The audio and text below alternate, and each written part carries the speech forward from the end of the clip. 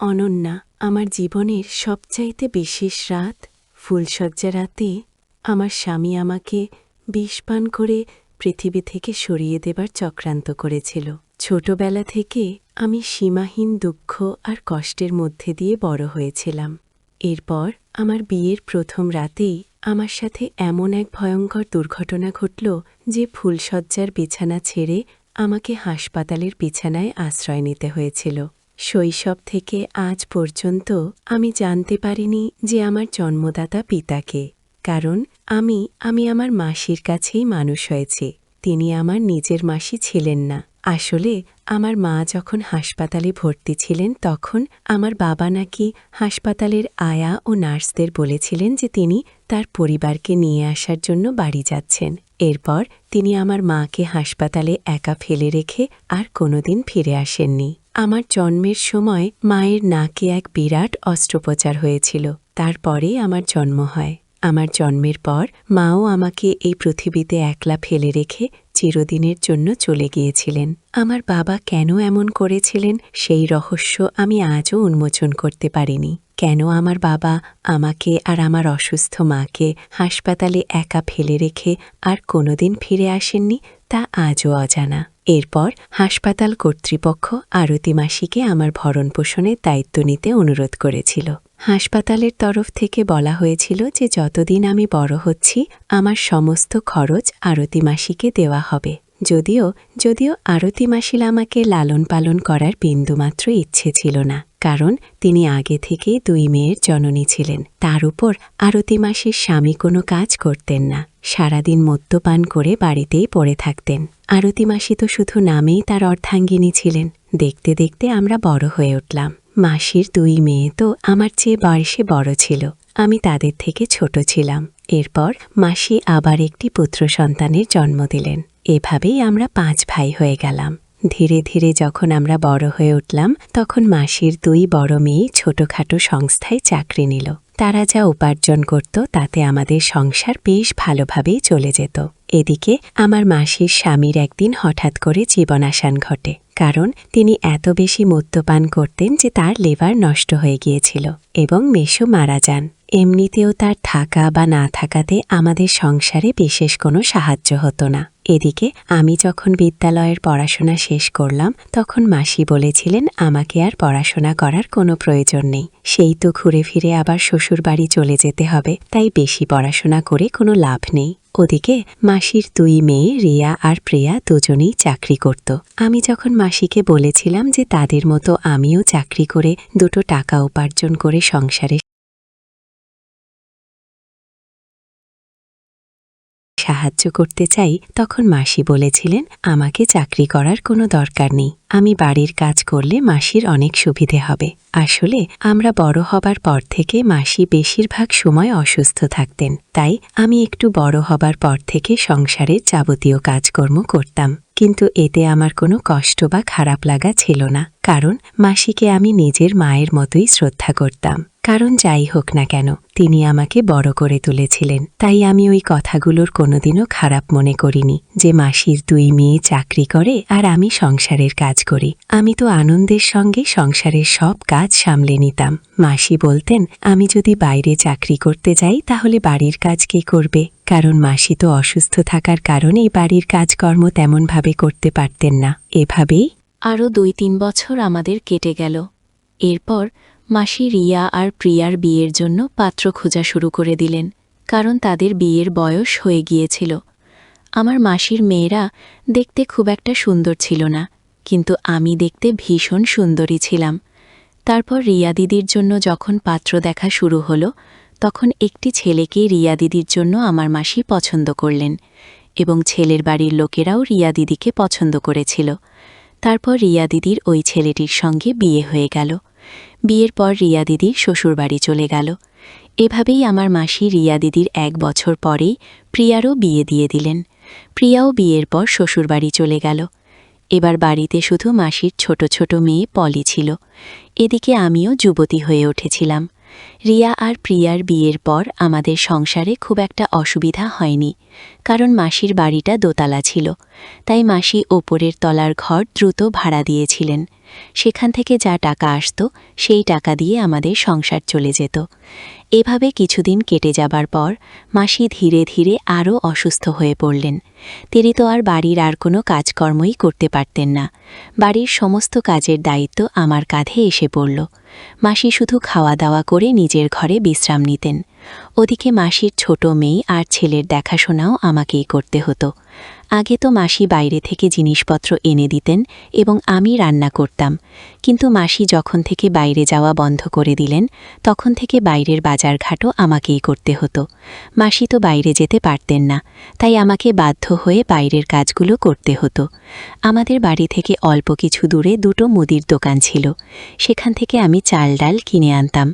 আমি যেদিন প্রথম ওই দোকানে গিয়েছিলাম সেদিন দেখেছিলাম দোকানে একটি খুব সুদর্শন যুবক বসেছিল এবং সেই ছেলেটি কেন জানি না আমাকে মাথা থেকে পা পর্যন্ত খুঁটিয়ে খুঁটিয়ে দেখছিল। আমি তো লজ্জায় তাড়াতাড়ি করে জিনিসপত্র নিয়ে দ্রুত বাড়ি ফিরে এসেছিলাম। এরপর যখনই রান্নাঘরে চাল ডাল শেষ হয়ে যেত তখন আমি সেই দোকান থেকেই চাল ডাল কিনে নিয়ে আসতাম। কিন্তু একটা বিষয় আমি লক্ষ্য করেছিলাম, যখনই আমি ওই ছেলেটির দোকানে জিনিস কিনতে যেতাম ছেলেটি আমার দিকে অদ্ভুতভাবে তাকিয়ে থাকত এবং তার সেই চাহনি আমার মোটেই ভালো লাগতো না। আমি নিজেকে সব অস্বস্তিতে অনুভব করতাম, তাই আমি ওই দোকানটির উল্টো দিকে যে দোকানটি ছিল সেখানে যাওয়া শুরু করেছিলাম এবং ওই ছেলেটির দোকানে যাওয়া পুরোপুরি বন্ধ করে দিয়েছিলাম। সেই দিনের পর থেকে আমি আর ওই ছেলেটির দোকান থেকে কোনো জিনিস কিনতাম না। একদিন যখন আমি অন্য দোকানটিতে গিয়েছিলাম তখন সেটি বন্ধ ছিল এবং আমাকে বাধ্য হয়ে সেই ছেলেটির দোকানেই যেতে হয়েছিল যে আমাকে অমনভাবে দেখত।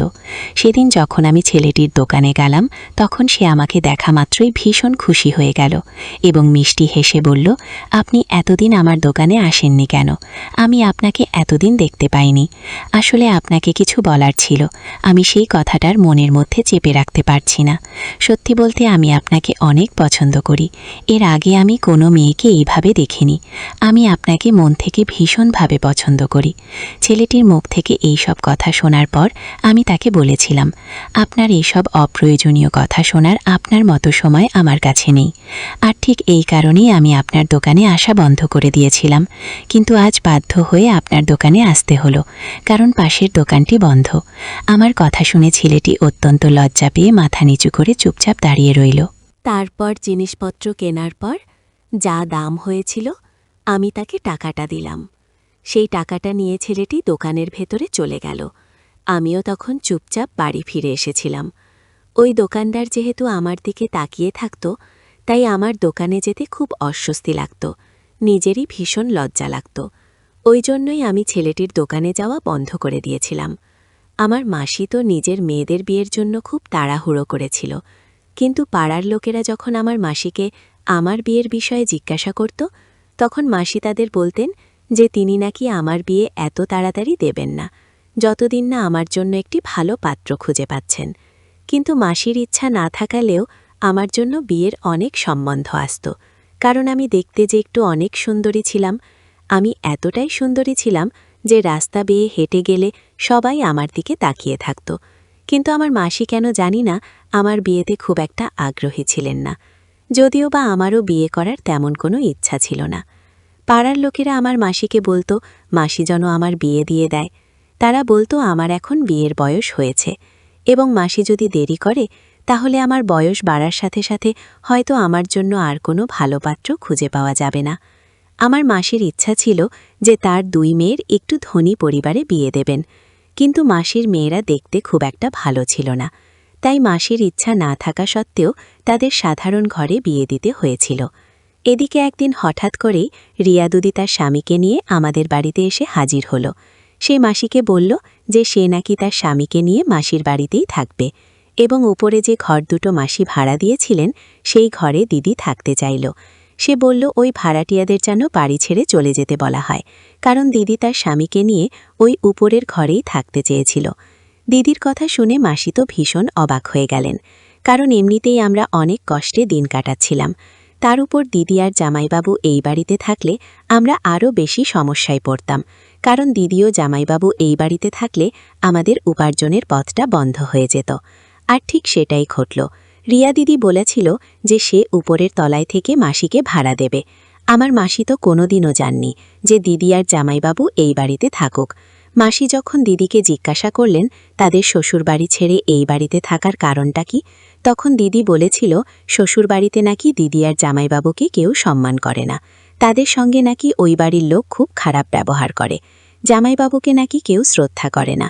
এই কারণে দিদি তার শ্বশুরবাড়ি ছেড়ে এই বাড়িতে থাকতে চেয়েছিল। মাসির আর কিছু করার ছিল না, তাই তিনি দিদিকে এই বাড়িতে থাকতে বাধা দিতে পারলেন না। তাই মাসি ওপরের ঘরের ভাড়াটিয়াদের বাড়ি ছেড়ে চলে যেতে বললেন এবং দিদি আর জামাইবাবু ওপরের ঘরে থাকতে শুরু করল। আমার জামাইবাবু তো কোনো কাজকর্ম করত না, সে তো সারা দিন এখানে সেখানে ঘুরে বেড়াত। দিদি বলেছিল যে সে মাস গেলে বাড়ি ভাড়া মাসির হাতে তুলে দেবে, কিন্তু বাড়ির ভাড়া দেওয়া তো দূরের কথা, তারা আমাদের সঙ্গেই খাওয়া দাওয়া করত।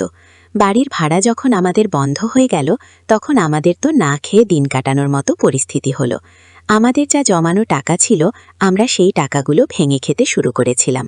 এমনকি আমাদের বাড়ির অবস্থা এতটাই খারাপ হয়ে গিয়েছিল যে আমার কাছে যেটুকু জমানো টাকা ছিল সেই টাকা ভেঙে আমাকে চাল ডাল কিনে এনে বাড়ির লোকের মুখে অন্ন তুলে দিতে হয়েছিল। আমার বাড়ির সমস্ত দায়ভার আমার কাঁধে এসে পড়েছিল। বাড়ির অবস্থা যখন খুব খারাপ হতে শুরু করল তখন মাসি আমার দিদিকে বললেন, তোরা তো বাড়ি ভাড়া দিতে চেয়েছিলিস, সেটাও দিস না, তাই আগে যেমন চাকরি করতিস এখন আবার চাকরিতে যোগ দে, না হলে আমাদেরকে না খেয়ে মরতে হবে। আমার মাসিরা এই কথা শুনে দিদি মাসির উপর ভীষণ রেগে গেল। সে বলল, দিদি বাইরে গিয়ে কাজ করবে, এটা নাকি জামাইবাবুর একেবারেই পছন্দ নয়। আমাদের এরকম না খেয়ে দিন কাটাতে হচ্ছিল। সেদিন আমরা সারা দিন কিছুই খাইনি। তারপর মাসি উপায় না দেখে আমার হাত ধরে অনেক অনুরোধ করে বললেন, অনন্যা, যেমন করে হোক দুটো খাবারের ব্যবস্থা কর, আমি আর না খেয়ে থাকতে পারছি না। তুই না হয় নিজে জমানো টাকা বের করে আমাদের সবার জন্য খাবারের ব্যবস্থা কর, না হলে আমরা তো না খেয়েই মারা যাব। ওই সময় মাসিকে আমি আর বলতে পারলাম না যে আমার জমানো টাকা তো আমি অনেক আগেই খরচ করে ফেলেছি। মাসি অনেক আশা নিয়েই আমার হাত ধরেছিলেন যাতে আমি দুটো খাবারের ব্যবস্থা করি। আমি মাসিকে মায়ের মতোই ভালোবাসতাম এবং তার খেয়াল রাখতাম, কারণ আমার একটু বড় হওয়ার পরই মাসি আমার বিষয়ে সবকিছু সত্যি কথা আমাকে বলে দিয়েছিলেন। মাসি আমার থেকে কোনো কিছু গোপন করেননি। সেদিন মাসির কথা শুনে আমি একটা থলে হাতে নিয়ে খাবারের খোঁজে বাড়ি থেকে বেরিয়ে পড়লাম। ভেবেছিলাম যে দোকান থেকে আমি জিনিসপত্র কিনে আনি সেখান থেকেই না হয় চাল ডাল ধার করে নিয়ে আসব। কিন্তু যখন আমি ওই দোকানে গিয়ে বললাম যে আমি কিছু জিনিস ধারে নেব, তখন সেই দোকানদার আমাদের ধার দিলেন না। তারা বললেন, নগদ টাকা ছাড়া কোনো জিনিস আমাকে দেওয়া হবে না। বাধ্য হয়ে আমি ওই ছেলেটির দোকানে গেলাম এবং আমার মনেই বিশ্বাস ছিল যে ওই ছেলেটির দোকানে গিয়ে ধার চাইলে সে আমাকে ধারে জিনিস দিতে রাজি হবে। তাই আমি ওই ছেলেটির দোকানে গিয়ে চাল ডাল ধার করে নিয়ে এসেছিলাম এবং ওই ছেলেটিকে বলেছিলাম আমি 2-1 দিনের মধ্যেই তার টাকা শোধ করে দেব। তখন ওই ছেলেটি আমাকে বলেছিল সে নাকি আমার কাছে কোনো টাকা নেবে, কারণ সে আমাকে সাহায্য করেছে।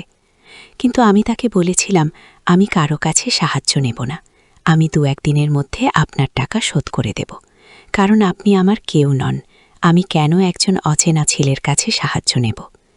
ছেলেটি তখন বলেছিল, আমি আপনার ব্যাপারে সব কিছুই জানি, আপনাদের বাড়িতে অনেক সমস্যা চলছে, তাই আমি আপনার একটু সাহায্য করতে চাই। আগের দিন আমি আপনাকে যে কথাটা বলেছিলাম সেই কথার জন্য আপনি আমাকে ভুল বুঝেছিলেন, কিন্তু আমি আপনাকে সত্যিই খুব পছন্দ করি। শুধু তাই নয়, আমি আপনাকে বিয়েও করতে চাই এবং খুব শীঘ্রই আমার বাবা মাকে আপনাদের বাড়িতে পাঠাতে চাই। জানি না কেন আমি তো ওই ছেলেটাকে পছন্দ করতাম না, কিন্তু মনে মনে তার ব্যাপারে আমিও ভাবতাম এবং তার কথাবার্তা শুনে আমার খুব ভালো লেগেছিল, কারণ ওই ছেলেটি আমার কঠিন সময় সাহায্য করেছিল। তার দোকান থেকে জিনিসপত্র নিয়ে আসার পর বাড়িতে এসে আমি তার ব্যাপারেই ভাবতে শুরু করেছিলাম। কোথাও না কোথাও আমার ওই ছেলেটির কথা শুনে বেশ ভালোই লেগেছিল। বাড়িতে এসে তাড়াতাড়ি রান্না করে বাড়ির সবাইকে খেতে দিলাম এবং মাসি আমাকে জিজ্ঞাসা করলেন যে আমি চাল ডাল কোথা থেকে জোগাড় করেছি। আমি তখন মাসিকে সবকিছু সত্যি কথা বলে দিলাম। তখন মাসি আমাকে বললেন, এভাবে অচেনা ছেলের কাছে সাহায্য নেওয়ার কোনোই দরকার নেই, আমাদের কাছে টাকা পয়সা হলে ওই ছেলেটার ধার শোধ করে দিস। আমি তখন মাসিকে বললাম, মাসি, আমাদের কাছে টাকাই বা কোথা থেকে আসবে? আমি যা চাল ডাল নিয়ে এসেছি এতে তো 2-1 দিন চলে যাবে, তারপর আমরা কি করব? মাসি তখন বললেন, তাই তো, আমি তো এই ব্যাপারে ভেবেই দেখিনি। সেই দিন মাসিকে একজন লোক টাকা দিতে এসেছিল। আসলে আমাদের উপরের ঘরে যে লোকটা ভাড়া থাকত, সেই লোকটা তার স্ত্রীকে নিয়ে মাসির উপরের ঘরে আগে ভাড়া থাকত। লোকটা এতটাই সৎ ছিল যে তার 3 মাসের বাকি ভাড়া মাসিকে দিয়ে গেছিল। আমরা তো এই ব্যাপারে ভুলেই গেছিলাম যে ওই লোকটার কাছে আমরা 3 মাসের টাকা পাই। ওই টাকা পাওয়ার পর মাসি আমাকে বললেন আমি যেন ওই দোকানদারের ধার শোধ করে দিয়ে আসি। মাসির কথা মতো সেদিন আমি ওই দোকানদারের কাছে গিয়েছিলাম টাকা শোধ করতে, কিন্তু ওই ছেলেটি আমার কাছ থেকে কোনো টাকা পয়সা নিল না। সে বলল, আমি আপনার কাছে কোনো টাকা নিতে পারবো না, আমি মন থেকে আপনার সাহায্য করতে চাই এবং খুব শীঘ্রই আমি আপনাদের বাড়িতে বিয়ের প্রস্তাব পাঠাবো। আপনাকে আর এই কথা বলে লজ্জা দেব না যে আমি আপনাকে অনেক ভালোবাসি। আমার ভালোবাসা তখনই সার্থক হবে যখন আমি আপনাকে নিজের বাড়ির বউ করে আনতে পারবো আপু।